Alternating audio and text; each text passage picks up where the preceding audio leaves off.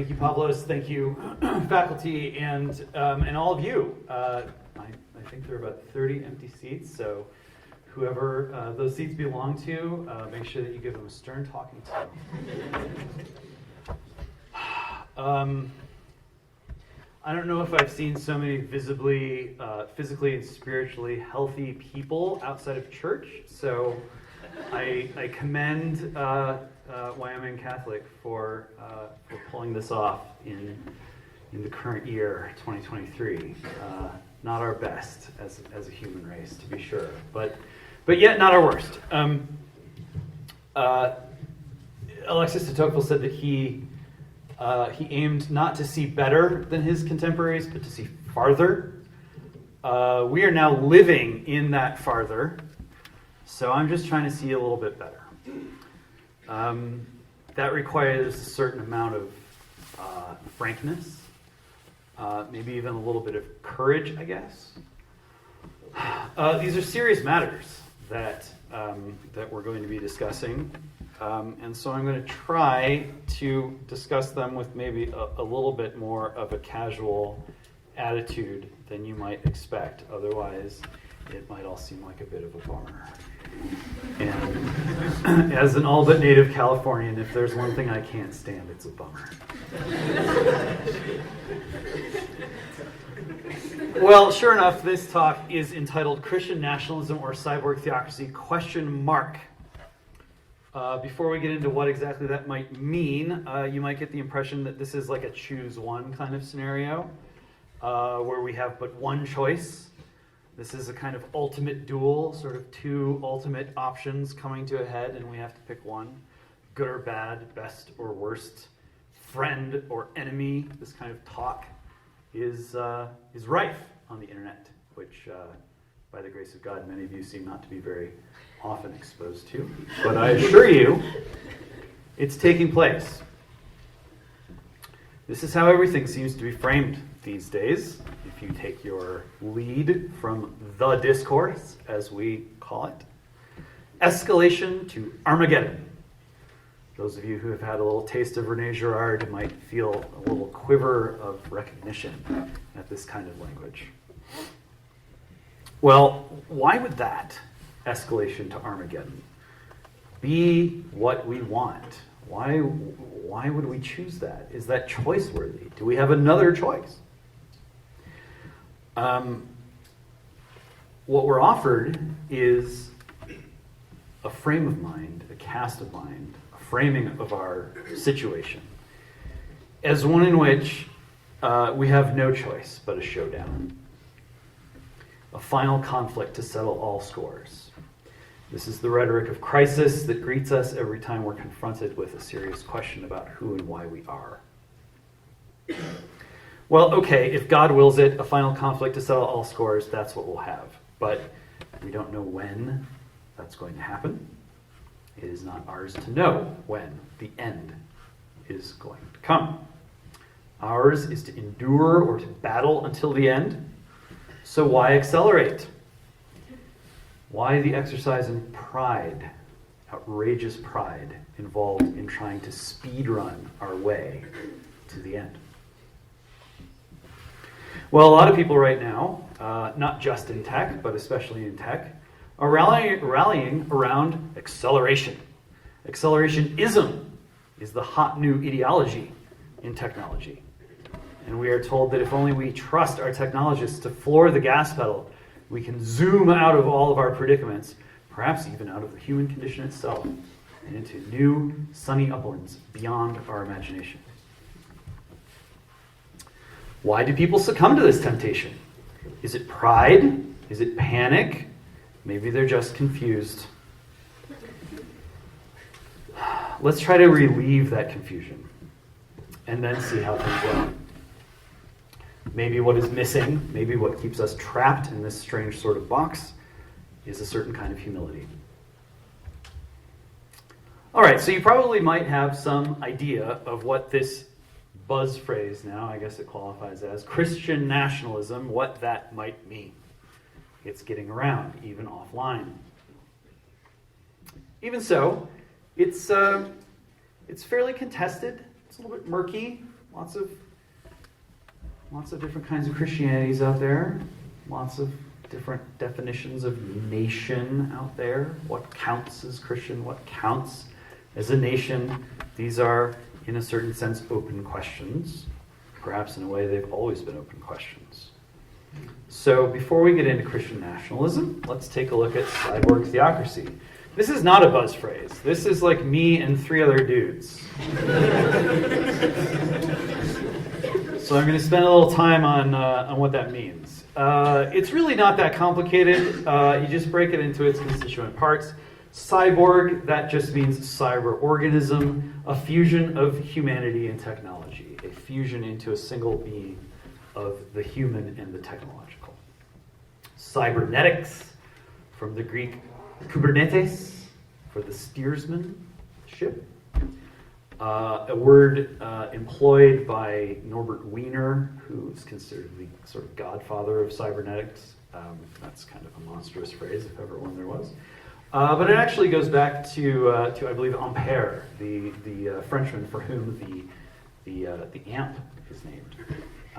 He referred to cybernetique as a science of government, which had yet to arise. Well, today cybernetics refers to the view, the judgment, that really, if you zoom out enough, human systems and technological systems pretty much function in the same way.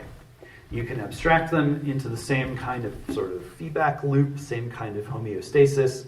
And so after all, if they're that similar, well, we should really just, we should rule them in the same kind of way. We should incorporate the human and the machine into a single system of rule or order. Theocracy, that one's maybe a little bit easier to understand, but just so we're all on the same page.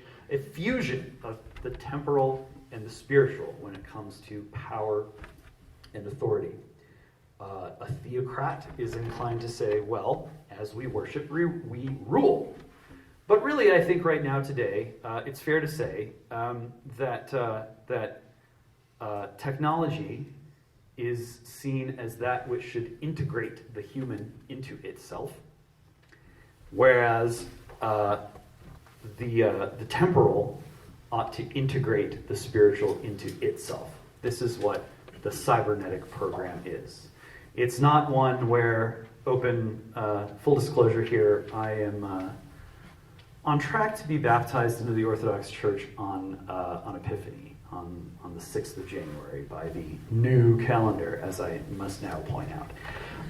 But as the Catholics say, the Catholics and the Orthodox are 2 lungs in a single body. So I appreciate that metaphor. And while I will be giving you what will turn out to be something of an Orthodox spin on things, really I want to hearken us all unto the ancient church, which we very much share and from which we still have quite a bit to learn. The cybernetic program, humanity is integrated or ingested into the technological, and the spiritual is integrated or ingested into the technological. So that's cyborg theocracy. Now, I would suggest that you look around, not just on the internet, but especially there, but everywhere, really. We see that this is what's happening. This is what's happening to everyday life. Mark Andreessen, the great venture capitalist with whom I admit I am friendly, he coined the phrase, software is eating the world. And that's what's happening. Maybe not in this room, maybe not on this campus. But out there, it's happening. So why do we see this happening? What's so amazing, as Californians say, about technology? Well, it's overawing. It seems to reach a higher level, a more transcendent level of operation over all the things, all the other things that we do. Marshall McLuhan, the great Catholic theorist of media, said that every new medium turns all the previous media into content.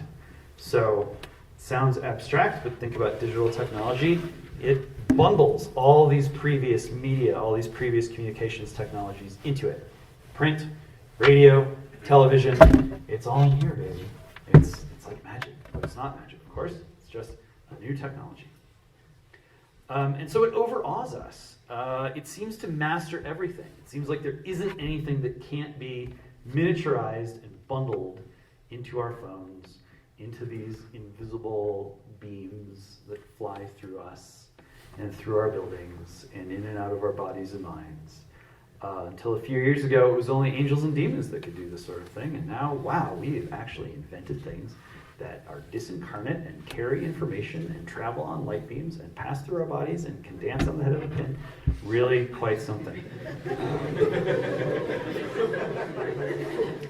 All this technology, the speed with which it has asserted its dominion or its hegemony over the world, over our inner and outer lives, raises ultimate questions about who we are and why. The ultimate question, by what authority can anyone claim to rule over these technologies? Are we fated? Are we stuck with being ruled by them? What is capable of getting up on top of technology at a time when technology seems to have climbed this sort of invisible ladder to a position of supremacy on top of everything else? Well, the standard Western answers to this question of what authority, they're crumbling. I regret to inform you.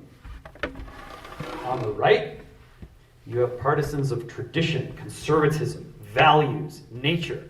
Can any of these things right now really stand up to technology? Can any of them really make a decisive argument that they are more powerful or authoritative than technology? It's looking pretty rough. And you look at the folks out there who are like good Burkeans or whatever, and they're getting steamrolled. And it is sad to see, and I feel their pain. But it's happening. But it's not just happening on the right. It's happening on the left too. Equality, freedom, solidarity, choice. All of these things are also sort of being steamrolled away by technology. And then on the center, you have folks who say like, well, it's really not about these big ideological things. It's about the authority of books, great books, experts, smarts, facts and logic. These things are also being steamrolled by the spiritual authority of technology.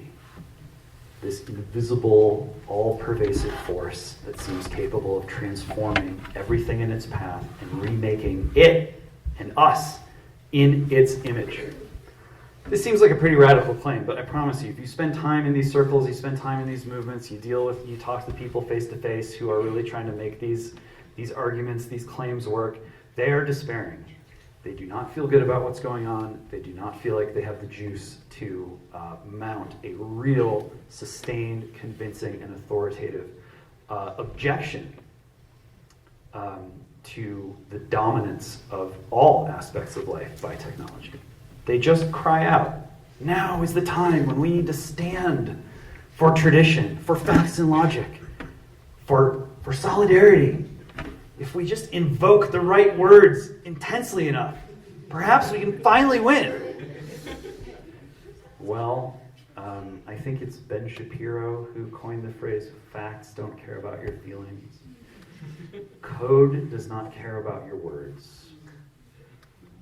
And so as a result, a lot of smart people seem almost stupid or lost or deceived in the face of the challenge to their authority, the authority of the human intellect, posed by the prospect of machines that are more powerful at simulating intellect than our real thing. Now, the wisdom of the ages tells us that actually smart people are incredibly easy to deceive. And smart people might be brave or even bold, but gosh, why are they so confused? Is it because they're deceived? If it is because they're deceived, what is it that they are missing? That's what I want to talk about. And I'll talk about it by invoking quite a little moment that took place. I think it was yesterday, maybe the day before, at the Federalist Society. Federalist Society gathering gave a standing ovation to one Barry Weiss. I don't know if you're familiar with who Barry Weiss is, former New York Times columnist, Jewish, lesbian, very smart person. And I'm just going to read to you what it is that she said that led this room full of men who might otherwise be disinclined to give a standing ovation to a Jewish lesbian smarty pants. I'm going to read to you what it is that she said that elicited this thunderous reaction. She said that we face, quote, a worldview that replaced basic ideas of good and evil with a new rubric, the powerless, good, and the powerful, bad. She said that under this rubric, people were to be given authority in this new order, not in recognition of their gifts, hard work, accomplishments, or contributions to society, but in inverse proportion to the disadvantages their group had suffered, as defined by radical ideologues. She went on, I saw this inverting worldview swallow all of the crucial sense-making institutions of American life. It started with the universities. Then it moved on to cultural institutions, including, she said, some I knew well, like the New York Times, as well as every major museum, philanthropy, and media company. Then on to our medical schools and our law schools. It's taken root at nearly every major corporation. It's inside our high schools and even our elementary schools. The takeover is so comprehensive that it's now almost hard to notice it because it is everywhere. Now, some people say this is DEI. Some people say it's wokeness. Some people say it's ESG or cultural Marxism. Many names. Barry concluded, Jews who understand that being made in the image of God bestows inviolate sanctity on every human life must not stand by as that principle, so central to the promise of this country and its hard-won freedoms, is erased. Standing ovation. The words sound pretty good. She doesn't seem terribly confused. Yet something's off, isn't it? Barry didn't mention technology once in her speech. It's all ideologies. It's all the wrong ideas, the wrong words that are to blame. The wrong people uttering the wrong words. If only we get the right people into these positions of power and authority to utter the right words, then we'll be saved. That's the contention. She says it started in the universities. Why?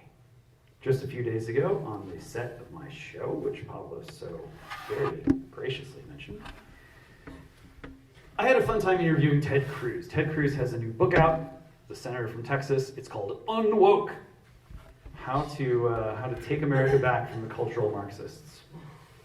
And Ted Cruz himself says it started in the universities. That's where cultural Marxism began. And I asked him, like, okay, well, is that really the root of all evil? I mean, after all, what is Marxism? A lot of people talk about Marx. Fewer people talk about Engels, Friedrich Engels. Sometimes people complain about Marx because they have it in for the Jews, and they say, oh, that Jewish Marx, that's the problem.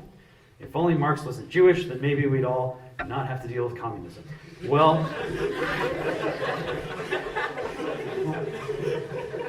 I hate to break it to you, or maybe I actually relish in breaking it to you, but Friedrich Engels was not Jewish.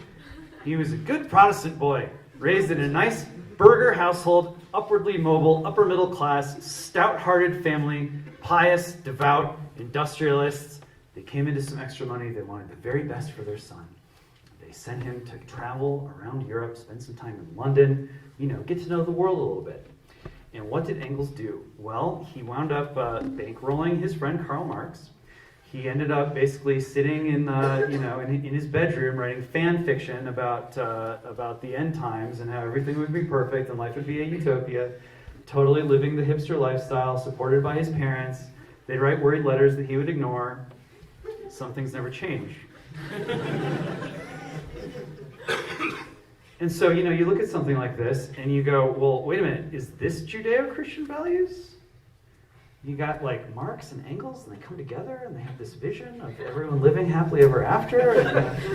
And, what's going on here? What did communism mean? What did it want? Was it some alien invasion into our happy life where everything was in its right place? Or did it emerge from deep-seated spiritual trends with which we still must wrestle? Communist Manifesto, the point is not to interpret the world, but to change it. a nice piece of dictum from Marx that still gets a lot of play to this day, criticizing capitalism. He says, all that is solid melts into air. Okay, and then what? What happens after everything melts into the air? Marx and Engels? Well, let's refer ourselves to Trotsky. Trotsky, 1924. A little bit later than when Marx and Engels first got started, but communism was really hitting its stride in the 20s. Literature and Revolution was Trotsky's book.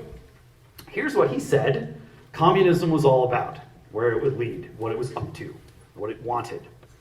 The quote, "Man will make it his purpose to master his own feelings, to raise his instincts to the heights of consciousness, to make them transparent, to extend the wires of his will into hidden recesses, and thereby to raise himself to a new plane, to create a higher social biologic type, or, if you please, a Superman." That is not, I repeat, not Friedrich Nietzsche. That is not Adolf Hitler. That is Leon Trotsky, Literature and Revolution. So, what's communism all about? A particular spiritual vision that will order technology in order to take us to a place beyond our given world, beyond our given selves. This spiritual vision will rely on technology to realize itself, to become itself, in the language of certain Nietzscheans and also Michelle Obama. The desire is to not just kill God, but to replace him and to replace his creation. This is something that didn't just spring up one day out of communism. This is something that's been lurking within the West for a very long time. Okay, well, who did mention technology when he was trying to unpack the situation that we find ourselves in? When he was trying to diagnose what it is that Barry was talking about in her standing O speech, and we'll see if this turns out to be a standing O speech, that I'm trying to unpack for you right now. Well, I'll tell you who did. Jean Baudrillard, who I will be reading from shortly. The guy who some of you might know from a scene in The Matrix when Neo is sort of like struggling through his messy desk, and there's a copy of Simulacra and Simulacrum by Jean Baudrillard. That was the early Baudrillard. He was way ahead of the curve.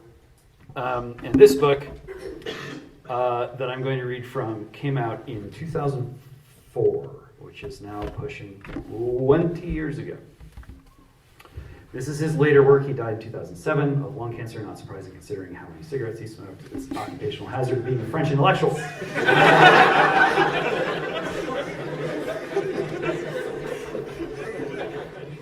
All right, come with me on a little journey with Jean Baudrillard. This is 2004. He's talking about this same gnarly regime that we have to deal with. The baddies, the ones who have taken over all of our institutions, all of our sense-making institutions. Why have they done it? What do they want? He says, redemption changes meaning in their schema. No longer redemption of man in his sin, but of the death of God. That death had to be redeemed by a compulsive effort to transform the world. This sounds like communism. Okay, what else does he say? He goes beyond communism. He says, it is to such an evangelization that we can ascribe all the manifest signs of well-being and accomplishment offered to us by a paradisiac civilization subject to the 11th commandment, the commandment that sweeps away all others. Be happy and show all the signs of happiness. He's describing a mandatory utopia into which everyone must be herded, where you must be happy. You must prove to the regime that you are in fact happy. And the regime is going to be monitoring you 24 hours a day, 7 days a week, in your intimate thoughts, in all of your group chats, which none of you are on. God bless you. He goes on, we can see this demand for universal redemption in the way all current violence and injustice is being put on trial, and also retrospectively all the crimes and violent events of the past. The French Revolution, slavery, original sin and battered wives, the ozone layer and sexual harassment. In short, the investigative process for the Last Judgment is already well underway. We are doomed first to condemn, then to absolve and whitewash the whole of our history, to exterminate evil from even the tiniest interstices, so as to offer the image of a radiant universe ready to pass over into the next world. An inhuman, superhuman, all too human undertaking, he asks? And why fuel this eternal repentance, this chain reaction of bad conscience? Does any of this sound familiar? Greta Thunberg. He says, perhaps performance is merely a collective form of human sacrifice. This performance of victimhood, of being the subject of misfortunes. He says this imperative of maximum performance comes into contradiction with the moral law, which dictates that everyone shall be put on an equal basis and everything set to zero in the name of democracy and an equal division of opportunity and advantage. From the perspective of universal redemption, no one must stand out. All right, we're getting to the good stuff here. He's still sort of describing what kind of regime it is that we're living under and why. For justice to be done, all privilege must disappear. Everyone is called on to shed any specific qualities and to become once again an elementary particle, collective happiness being that of the lowest common denominator. This is like potlatch in reverse, each outbidding the other in insignificance, while zealously cultivating their tiniest difference and cobbling together their multiple identities. Recrimination means going back over the crime to correct its trajectory and effects. This is what we are doing in going back over the whole of our history, over the criminal history of the human species, so that we may do penance right now as we await the Last Judgment. A victim economy, a political economy of misfortune. Much more even than on pleasure or the taste for pleasure, we can count on wallowing in this misfortune. Rendered official in this way, self-criticism and repentance have even become a mode of government. Misfortune is exchanged on the stock exchange of values. Immediate conversion in the name of the law of misfortune into earnings. Lifelong compensation for the fact of being born. This is wokeness, my friends. This is what wokeness is up to. My committee chair at Georgetown, Josh Mitchell, has described some of this in his book, American Awakening. He said, how far back do we want to go? How far back do the breadcrumbs of injustice lead? Is it really the fault of the invertebrates? Is this the real original evil? Do we need to go all the way back to protozoa? Do we need to eliminate all life in order to truly be pure? This is what happens when we try to construct a virtual reality of virtual people in order to purify the world and ourselves through the law, through code. We are subjected to a virtual Last Judgment. Not the real one, but one that has been usurped and reinvented, as the techies like to say, by human beings. Oftentimes when we think of the Antichrist, we think of like a really bad time. We think of a bad guy. But that's not really what we should expect. We should expect an imposter of Christ, a virtual Christ, an imitation Christ, an automated Christ, who promises that we can all live in happiness. Everything can always be good, free of all misfortune. If only we kneel before the virtual, we can have it all. Where not God judges, but the machines do. Because we know, as one of these ex-Googlers who's been on this apology tour, he says, well, we suck, and we're building a new God.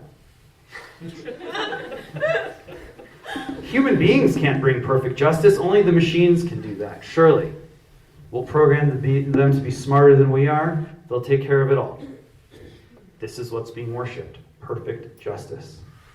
Hey, there's nothing wrong with perfect justice. I mean, you think about God, you think about the qualities and properties and potencies of God, and justice is certainly among them. There's divine justice, holy justice, sacred justice, perfect justice. It comes from God. It doesn't come from us. It can't come from us. And prying off this one potency or competency or capability of God and worshiping this one part of God instead of all of God, well, that's not just heresy. It's folly. It's suicide. And this is the path that we're on today. And we're on that path because of the way that we have turned spiritually away from the love of God and toward the promise of the perfection and the purification of life in the world through the law. Technology promises to us to be the ultimate law. A law that is no longer ours, is more powerful and perfect than our law, but is not yet God's law. Is something that's designed to replace God and to fill the vacuum that was emptied out when people turned away from God. So when Barry talks about the inviolate sanctity of each person, that's not really enough of a value to stand up to the intensity, to the universality, to the cosmic arrogance, the Luciferian arrogance and pride that is being funneled into our technology and is pushing it in a specific direction of development. Technology can go in many directions. It can be contained, controlled, shaped, influenced. It's going in a specific direction, and the direction that it's going in right now is one that is a result of certain spiritual proclivities, a longing for perfection through the law, purification through the law, that's been with us for a very long time. And here we can see, I must say, how Judeo-Christian values are faltering, how these words, incantations, catchphrases, they're faltering in the face of the force of this technological threat and the spiritual vision behind it. And so you don't have to spend any time on the internet to look around today and see that Judeo-Christian nationalism is crumbling. These debates that are now springing up in the wake of the October 7th attacks by Hamas on Israel, these are foundational attacks. These are foundational criticisms, questions, challenges, and they're arising because we are being thrust by this technological force into a world where these foundational theological questions are inescapable. This is the reckoning that's coming. This is the reckoning that is here. And it is in this context that we need to understand, I think this is a clue to why Christian nationalism, whatever it means, is now very hot. After all, Judeo-Christian nationalism has been America's civil religion for a very long time, possibly since the beginning. In Human Forever, I roll out a thesis that says, look, if you're a statesman, if you're in charge of a big civilization state, Russia, China, India, Israel, United States, maybe Europe, Western Europe,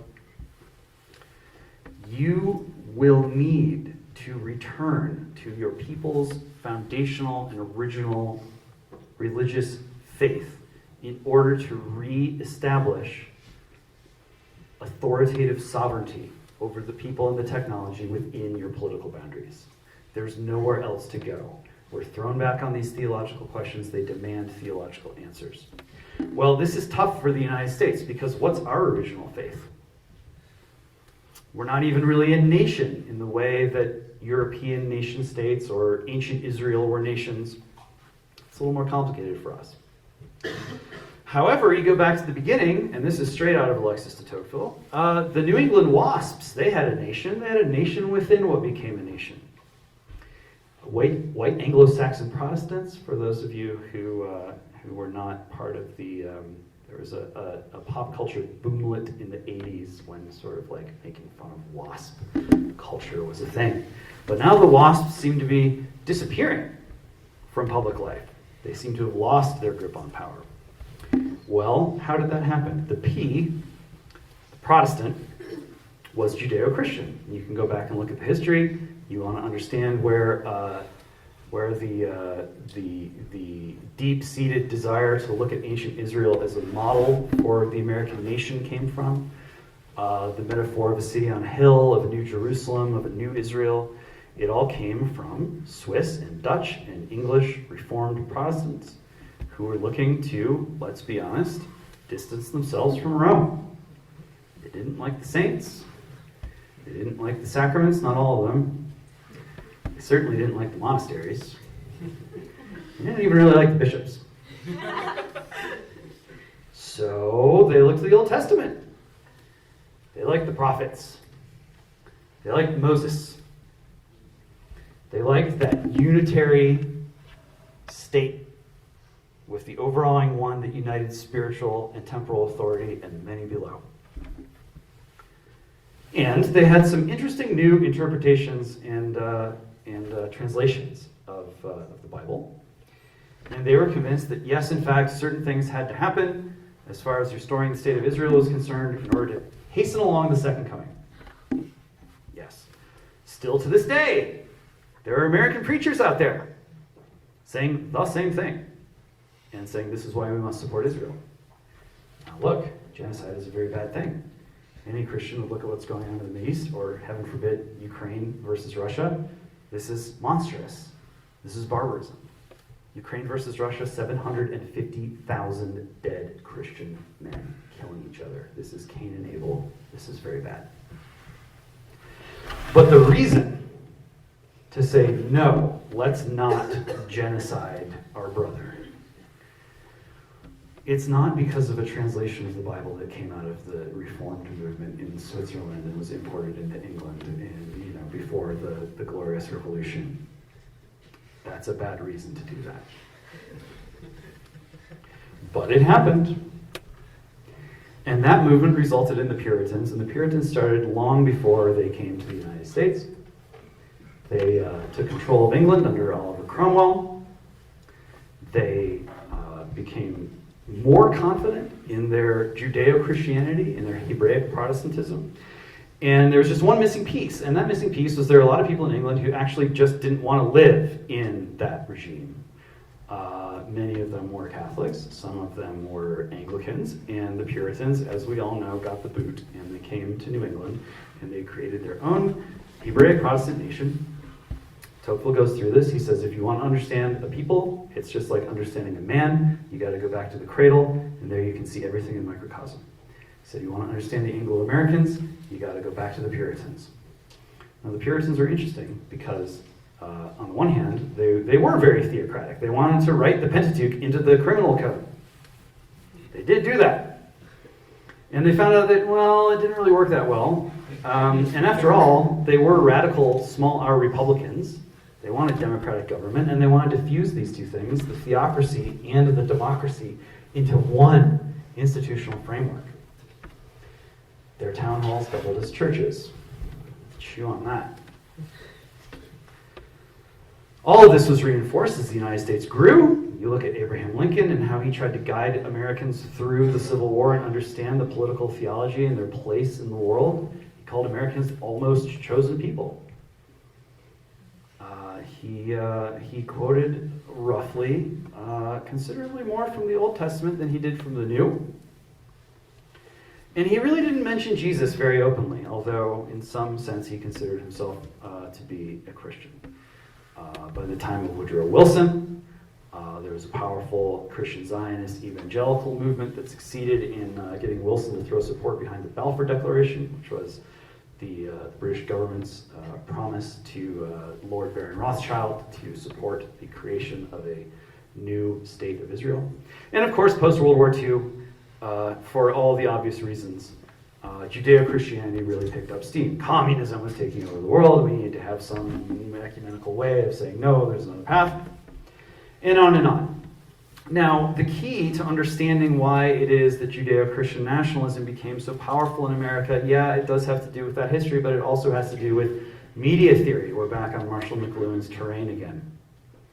The key was that these patterns of thought, these patterns of political theology, were reinforced by the dominant media of the time, print and then radio and then electric. They were all reinforcing of the idea that yes, we should trust the experts, yes, we should trust the scholars, yes, we should trust the canon, the great books, and yes, we should be unafraid to dream as big of dreams as we can based on all the knowledge that we have accumulated. and project those dreams around the world so that, hey, if America was the New Jerusalem, the shining city on the hill, then tomorrow, now that we've become the only superpower post-World War II, tomorrow the world can be remade in America's image just as America was remade in the image of ancient Israel. All coming toward this big technological crescendo. After all, that's the way America won the war, right? We built the biggest weapon, we blew the people up, and the war was over, and we won. And we had a military-industrial complex. And the military-industrial complex and the growing intelligence community said, well, we can't just keep dropping nukes on everyone as much as we might like to do so.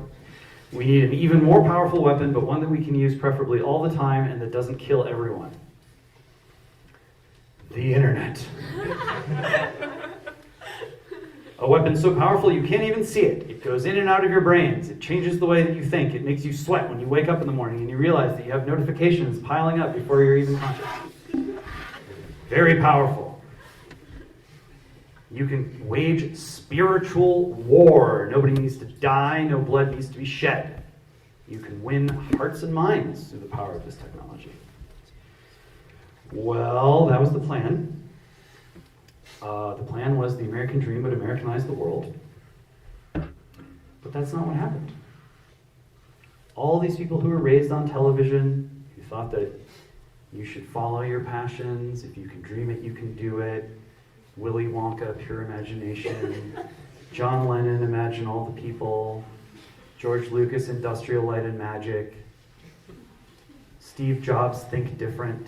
All these guys raised, their souls were shaped and formed by the electric medium, one of fantasy, one where human imagination was the most powerful force in the world. They invented digital technology and they expected it to fulfill their dreams, but digital don't care about your dreams. The opposite happened. This was the beginning of the end of American hegemony. Now we have multipolarity. Now we have the return of great power conflict.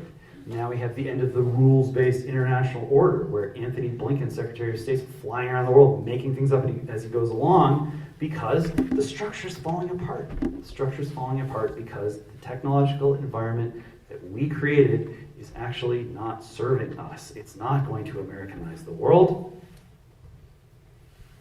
It's going to digitize America and digitize the world.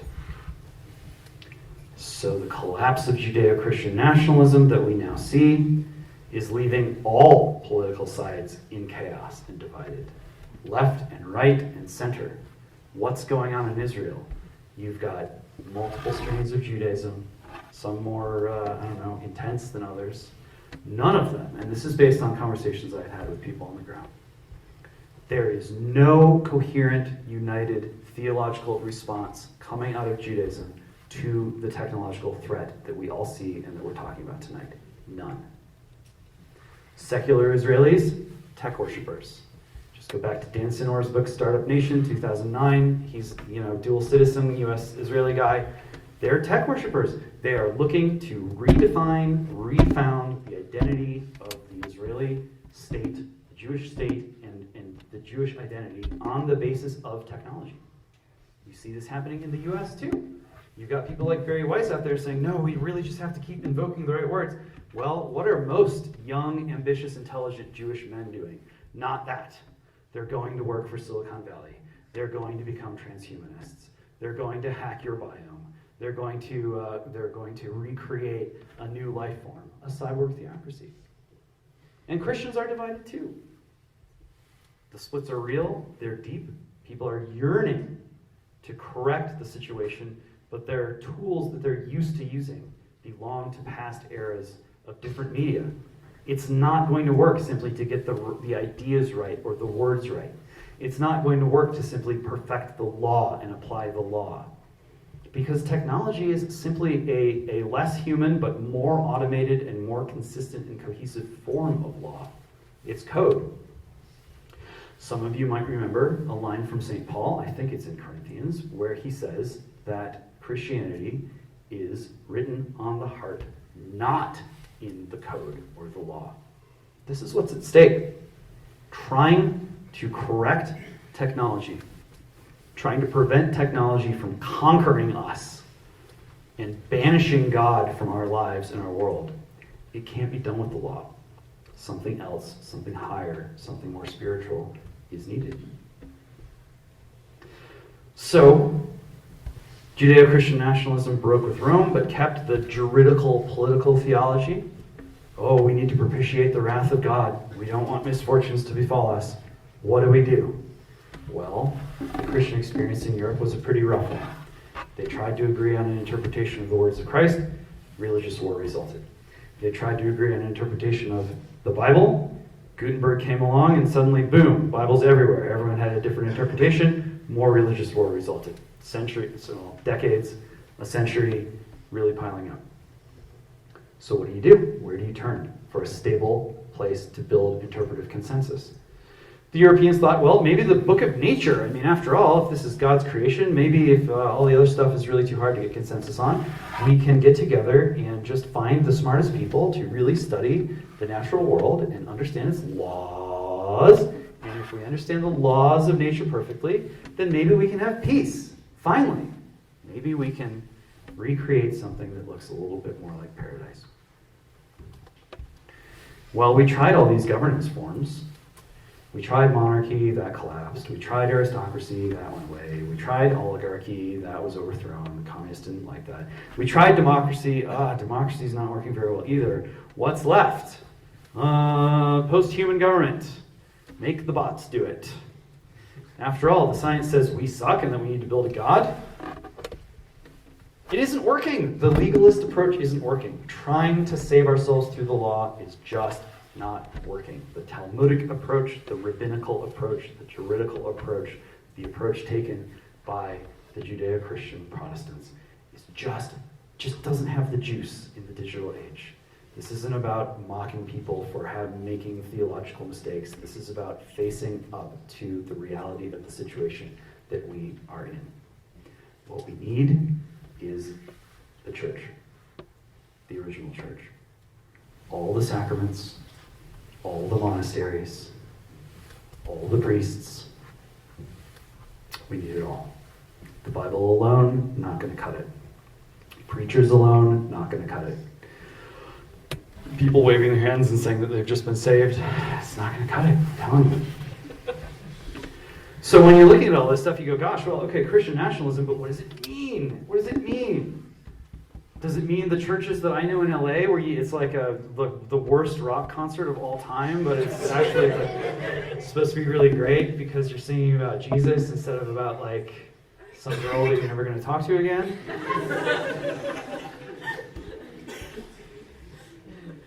All right, so what is our way out? Christian nationalism, too vague. Judeo-Christian nationalism, we tried it. It's faltering, it's failing. These invocations that are being made in an effort to restore us to a mindset of getting, well, if we just recover tradition, just recover the law, just recover expertise. It's not working. Well, I would say that we need to remain America. America has a lot of problems, don't get me wrong. But I see well-meaning, let's face it, mostly guys on the internet, saying things like, well, we tried America, it failed. We need the Habsburg Empire of Guadalupe. Or, no, actually, we all need to become Bronze Age perverts. It ain't going to happen, and even if it could happen, you're not going to get there by just, holding down the power button on America until it does like a hard reset, and then it's not going to happen. It's going to be a bloody disaster. It's going to be wars of religion in the United States on a scale of slaughter and butchery and savagery that we have only seen in the old world until now. We got a little taste of it in the U.S. during the Civil War. That was a religious war. We got a little taste of it during the wars of conquering the West from the Indians. That was also a religious war. Those are going to be tea time compared to what faces us if we cannot find a way to reestablish Christian spiritual authority over the trajectory of technological development. And to do that, we have to remain America, warts and all. America can't stop at tech's edge. And constitutionally, we can't go the theocratic route. It's the Constitution or bust. So let's take a look at the First and Second Amendments real quick. First Amendment, yes, it's freedom of speech, but more profoundly, it's about freedom of association. If there's no freedom of association, freedom of speech is an absurdity. It's a parody of itself. Second Amendment, right to keep and bear arms. What's that? What's an arm? It's not just a pistol. It's the currently effective, basic defensive technology. Now, with regard to digital technology, do we have freedom of association? No. Biden administration doesn't want that. They want all that to go away. This is probably coming out of Obama people, but it's very much within the through line that we discussed over the course of this talk. It's a spiritual proposition. Don't let America extend onto the internet, turn the internet into the place where we create the new virtual world and onboard everyone into that. Second Amendment. Do we have right now the right to keep and bear foundational digital technologies that we can use independently of any kind of oversight, whether it's Wall Street or the Fed or the intelligence community or the military? No, we don't have that. So as of right now, America does not actually exist on the internet.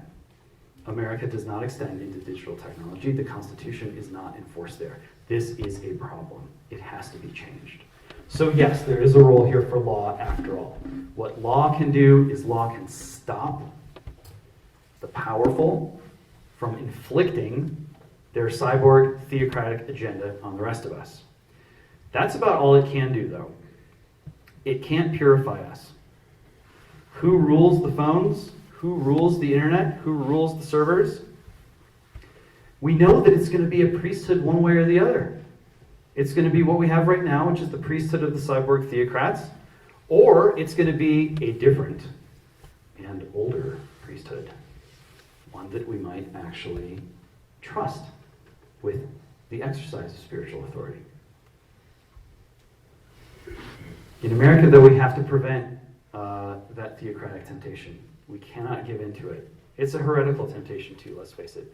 We need a Christianity with special strength where we are weak. And here's where I'll talk about the ancient church in my remaining 10 seconds. The ancient church is all about the love of God. It's all about remembering that our purpose and duty here on this earth is not simply to avoid God's wrath. It is to remember that we don't just call God Lord, but Father. And we call God Father because he loves us. And because without his love, our life does not exist. It can't exist. And through his love, not only do we have all that we have, including our lives, but we have forgiveness. And we have the body of Christ.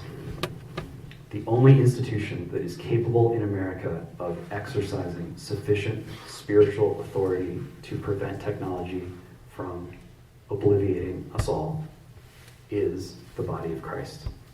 It's the church. That is what is capable of standing up to the swarm of digital technology, to this anti-church, this virtual church. I go back and I'll leave you with the apostle one more time, St. Paul, who asks a very simple question, but it's a powerful one. This technology that we've created, invisible, instantaneously interoperable, almost innumerable in all of its little entities, reminds us so much of angels, but weird angels of our own creation. Well, Paul says, do you not know you will be the judges of angels? That's what's at stake, and that's the role that we need to play. Not just with regard to the life of the world to come, but the life of the world that we're in right now. We have to rescue it.